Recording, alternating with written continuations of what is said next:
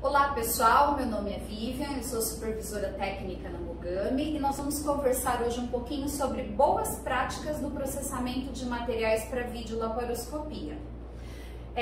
Lembrando que essa apresentação é apenas uma demonstração dos nossos produtos, tá? A gente sempre recomenda que vocês consultem as instruções de uso do fabricante, não só dos instrumentais, mas também dos demais insumos que nós vamos comentar aqui nessa apresentação de hoje. Bom, para a gente falar sobre as boas práticas de processamento, vamos relembrar quais são as etapas desse processamento. Então, nós temos a limpeza, a secagem, a inspeção, preparo, esterilização, o transporte e armazenamento. A primeira etapa e mais importante é a etapa da limpeza. E quando a gente pensa na limpeza, logo vem à mente os desafios que nós temos no processamento desses materiais, que são materiais de pequenos lúmens, são materiais que têm fundo cego, que têm ranhuras, que têm reentrâncias. Todos eles são difíceis de desmontar e, além de tudo, eles são muito sensíveis para trabalhar. Bom, e o que é a limpeza? De acordo com a Anvisa, ela consiste na remoção de sujidades visíveis e para essa remoção a gente utiliza água, sabão ou detergente. Nós podemos fazer essa limpeza de forma manual ou automatizada, por ação mecânica com consequente redução da carga microbiana, tá? A limpeza, ela sempre precede as etapas de desinfecção ou esterilização. Um outro ponto que é importante reforçar é que pela Anvisa a gente considera materiais que tenham lúmen inferior a 5 milímetros, que tenham fundo cego, espaços internos inacessíveis, né, que dificultem a esfregação, que tenham reentrâncias, que tenham válvulas. Esses produtos, eles são considerados produtos de conformação complexa. Para esses produtos, a Anvisa ainda recomenda que na CME ou a empresa que vai fazer esse processamento deve preceder limpeza manual e logo em seguida limpeza automatizada com o uso de lavadora ultrassônica, que é um equipamento de eficiência comprovada. Para limpeza, nós já falamos, né, que a gente precisa de produtos químicos, limpeza manual e limpeza automatizada. Porém, a parte principal está na desmontagem dos nossos materiais. Neste caso, eu tenho uma pinça de vídeo. Quando ela vem do centro cirúrgico para o procedimento, o ideal é que eu solte todas as partes que podem ser desmontadas. Então aqui eu tenho a empunhadura, eu tenho a parte, né, onde vai a pinça, eu tenho a parte de fixação da pinça, e esta pinça eu ainda consigo desmontar ela em mais duas partes, que são esses. Então ela vai ficar desta forma. Neste caso específico, né, a limpeza manual, ela vai ser feita com auxílio de uma escova. Então, eu vou pegar a minha escova de acordo com o tamanho do lúmen, passo a escova internamente, limpo a ponta da escova e retorno. Depois eu faço esse processo novamente. Passo a escova, limpo aqui e retorno. Nunca se deve fazer um movimento de vai e vem com a escova, para que a sujidade não possa ir e retornar dentro do material canulado. Perfeito. Um outro exemplo de material da vídeo é o trocáter. Então, normalmente, nós soltamos esta parte, o vedante, e colocamos ele para lavar. Porém, o correto é, além dessas três partes, né, que nós já soltamos, também soltar esta parte, para aqueles trocáteres que tem. Aqui dentro eu tenho um vedante que eu também vou retirar. Aqui dentro eu tenho outro vedante que eu também vou retirar. E aqui também tenho a torneirinha, que também precisa ser retirada. A recomendação é que quando vocês forem separar esse material, tenha sempre uma cuba por perto, porque você vai colocando todas essas peças menores dentro da cuba para que elas não se percam. E aí, depois que o trocáter estiver todo desmontado, proceder à limpeza normalmente. Então, naquele mesmo processo, coloco, lavo a pinça e puxo. Aqui, eu também vou fazer a mesma coisa nos demais orifícios e para as demais peças com a outra escovinha, aquela escova mais plana para esfregação. Feita essa parte de limpeza manual, nós vamos proceder para a limpeza automatizada naqueles hospitais que possuem já a lavadora ultrassônica. Lembrando que pela legislação ela é obrigatória, tá? A recomendação é que todos estes canulados eles sejam fixos nessas conexões que nós temos na lavadora ultrassônica. Por quê? Porque aqui dentro ele vai passar os jatos de água junto com o movimento de ultrassom, e isso vai fazer com que a minha limpeza seja mais eficaz dentro do meu material canulado. Pessoal, ainda dentro do processo de limpeza, nós temos a ótica. A ótica, ela não pode ser colocada na lavadora ultrassônica. Então, como que a gente vai proceder à limpeza?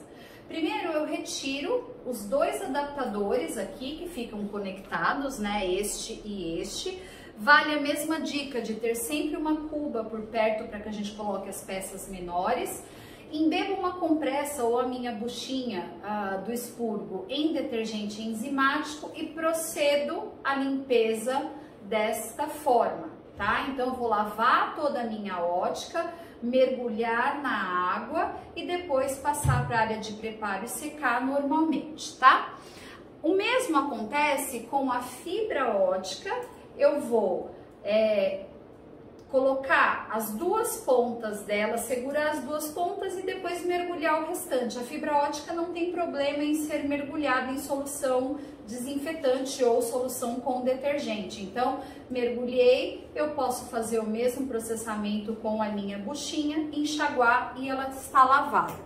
No cabo monolungo polar, eu tenho a questão da conexão com a rede elétrica. Então, se eu tiver a opção de mergulhar, eu mergulho somente essa parte do cabo e deixo externamente essa para que não haja contato com a água. Ou faça o processamento da mesma forma, utilize uma buchinha para poder fazer essa limpeza e limpe manualmente a parte que é conectada na rede elétrica. E por fim, pessoal, também temos o cabo insuflador.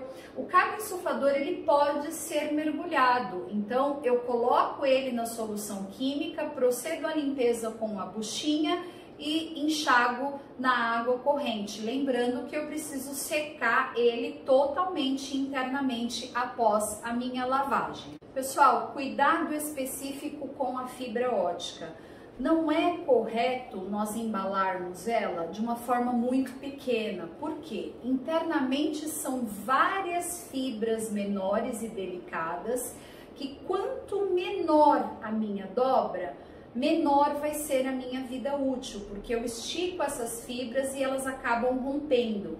Então, quanto maior for a minha dobra, maior vai ser a longevidade da minha fita. Então, o ideal é que ela fique mais ou menos dessa forma, o mínimo dobrada possível, tá? Pessoal, a limpeza, ela é a parte principal do processamento. Por quê? Quando eu não tenho uma limpeza eficaz, eu tenho a probabilidade da formação de biofilme. O que é o biofilme? São estruturas que se formam a partir dos micro-organismos que ficam depositados sobre a superfície dos materiais.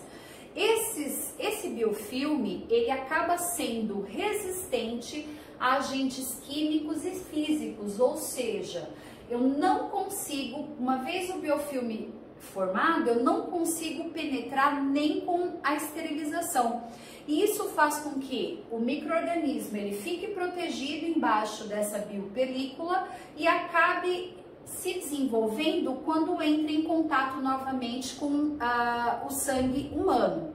Então, é importante que a limpeza comece logo após o uso do material, porque existem estudos que comprovam que a partir de 5 minutos você já começa a ter a formação dessa biopelícula. Se eu termino o meu processo cirúrgico e deixo esse material parado por muito tempo, já há a instalação imediata da biopelícula, consequentemente eu não vou conseguir eliminar isso na limpeza. Então é muito importante que esse processo comece logo após o processo cirúrgico, tá? Terminando a limpeza, pessoal, nós vamos fazer a secagem do material. É importante a secagem porque durante a secagem, qualquer tipo de resíduo que eventualmente a limpeza possa ter deixado, a secagem vai conferir. Então eu posso usar na secagem pistolas de ar comprimido, tecidos de cor clara, e aí é importante que os tecidos de cor clara não deixem resíduos, né? Aqueles famosos pelinhos sobre o material. Além disso, também é recomendado que a secagem aconteça logo após o processo de lavagem, porque a água também é um meio de cultura propício para a formação de biofilme, tá?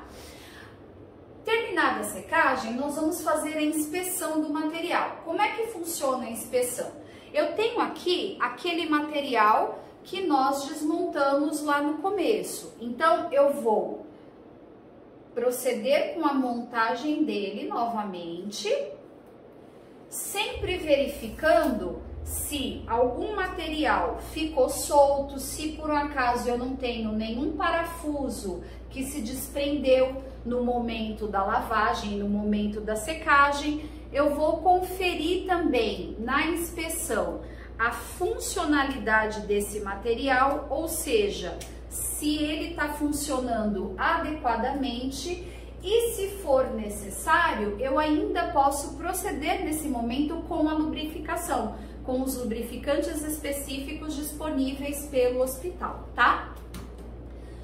Feito esse processo, nós vamos partir para o preparo. É importante ressaltar que o preparo, ele vai utilizar embalagens de acordo com o meu método de esterilização. Então aqui eu tenho alguns exemplos. Eu tenho as caixas cirúrgicas, né, que pela legislação precisam ser perfuradas, e em seguida eu uso uma embalagem secundária. Eu tenho aqui o grau cirúrgico para autoclave e eu tenho aqui o Tyvek para baixa temperatura, peróxido de hidrogênio. Lembrando que essas três embalagens, a caixa perfurada, o SMS e o grau cirúrgico, os três podem ir para alta temperatura. Assim como a caixa perfurada, o SMS e o Tyvek podem ir para baixa temperatura. Então, a minha embalagem vai depender de acordo com o método de esterilização que eu vou utilizar. Quando eu penso em preparar o meu material em grau cirúrgico ou Tyvek, a nossa recomendação é apenas que a selagem ela precisa ser contínua, ela não pode ter nenhuma dobra, porque cada dobra que fica na embalagem é uma entrada de micro-organismos. Então, assim como essa selagem está íntegra, as selagens têm que ser feitas dessa forma, não pode ter nenhuma falha.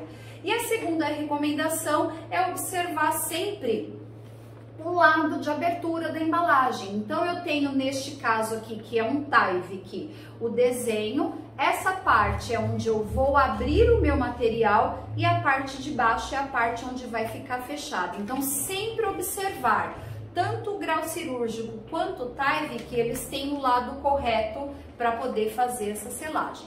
Feito o preparo, eu vou encaminhar isso para o processo de esterilização, lembrando que é obrigatória a identificação nas embalagens de todos os produtos que serão esterilizados, tá? A Anvisa recomenda que no rótulo conste o nome do produto, o número do lote da esterilização, a data que esse produto foi esterilizado, a data limite de uso, o método de esterilização e quem foi o responsável pelo preparo. Lembrem-se que essa identificação, ela é um documento que vai para o prontuário do paciente. Então, esse material, ele precisa ser adequadamente identificado.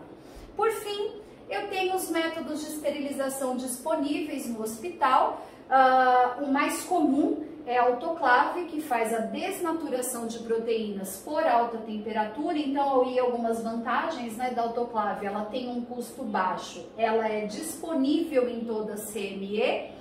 E a desvantagem é que a alta temperatura, ela pode causar danos aos materiais, principalmente aos materiais laparoscópicos que são mais sensíveis, tá? O tempo de esterilização para aqueles que têm processos cirúrgicos seguidos também não é muito vantajoso, porque dura aí em torno de 1 hora, 1h30 cada ciclo, mais o tempo de resfriamento, além disso, o gasto de água nas autoclaves convencionais, tá?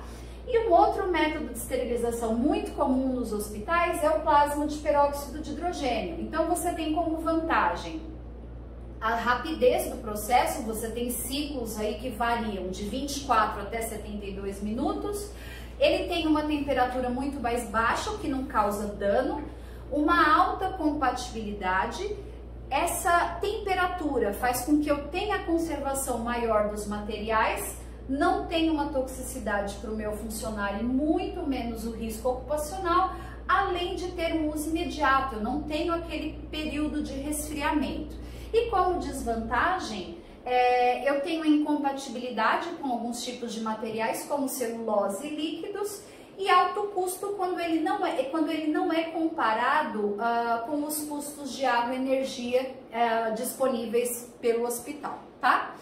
E lembrando também que autoclave flash, ou seja, o ciclo rápido, aquele que você coloca numa autoclave e ela libera o material rapidinho, ele não é mais permitido por lei para cirurgias sequenciais. Ele só pode acontecer em caso de urgência e emergência, ou seja, o paciente só tem aquele material para ser usado, então não existe outra alternativa. Neste caso, pode-se usar autoclave flash, tá? E ainda assim ter a justificativa por escrito e documentado de por que esse ciclo foi usado.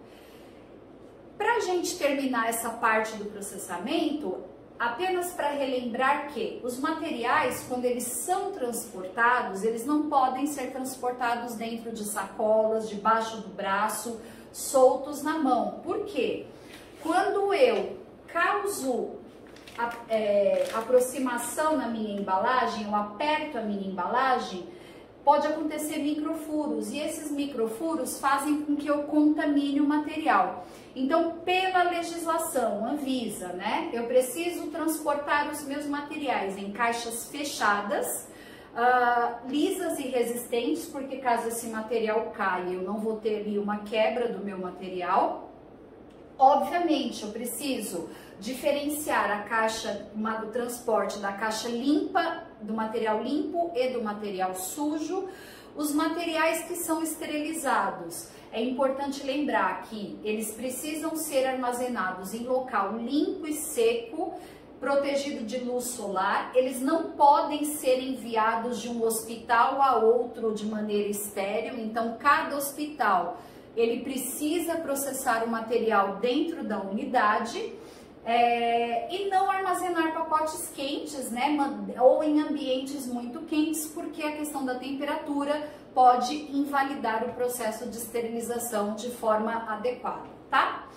Pra gente terminar, só lembrando a todos vocês que todo esse processo deve ser feito com o uso de EPIs, e a gente vai ressaltar os EPIs na parte de limpeza ou descontaminação, que é a área mais crítica, luvas nitrílicas ou butílicas de cano longo, aventais impermeáveis que são resistentes a líquido, protetor facial para proteger a exposição do rosto, né, e das mucosas contra respingos, proteção de calçados e evitar a contaminação cruzada. Pessoal, além dos EPIs de uso do expurgo, nós temos outras áreas também dentro da CME e cada uma delas exige um tipo de EPI específico. É importante que você conheça as regras da instituição hospitalar onde você trabalha, para que você trabalhe de acordo com as normas e regras dessa instituição. E por fim, pessoal, lembrar que o uso de adornos também deve ser respeitado.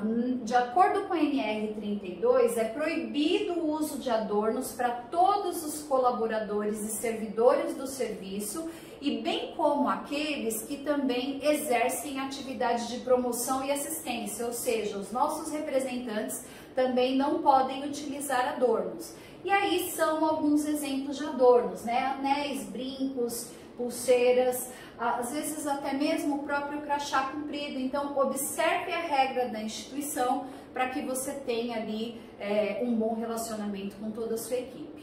Eu queria agradecer e estamos à disposição para maiores dúvidas. Obrigada!